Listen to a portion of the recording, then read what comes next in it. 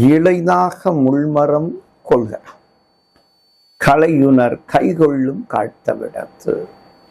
ரொம்ப அதாவது ஒரு சாதாரண ஒரு செய்தி, அன்றாடம் நம் நடக்கக்கூடிய செய்தி, நாம் பார்க்கக்கூடிய செய்தி.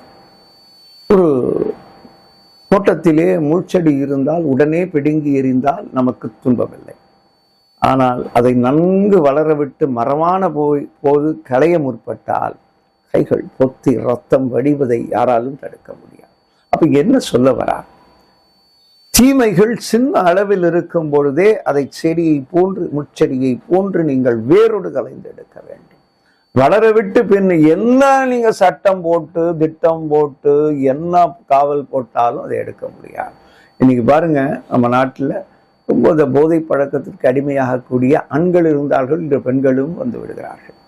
அப்போ இந்த கள் பழக்கமும் ஆண்களும் பெண்களும் வந்து விடுகிறார்கள். இது யாரோ ஒருவரை குறை சொல்வதை விட மக்களுக்கு அந்த விழிப்புணர்வு இல்லாத தன்மை, அதை சின்ன வயதிலே இருந்து அவர்களுக்கு இது தீங்கானது, தொடக்கூடாது, தீயவை தீய பயத்தலால் என்ற அந்த உணர்வை நாம் சொல்லிக் கொடுக்க தவறியதால் இன்று அது ஒரு மரமாகி கொண்டே இருக்கிறது. மரமாயிடுச்சு நான் சொல்ல, மரமாகி கொண்டே இருக்கிறது.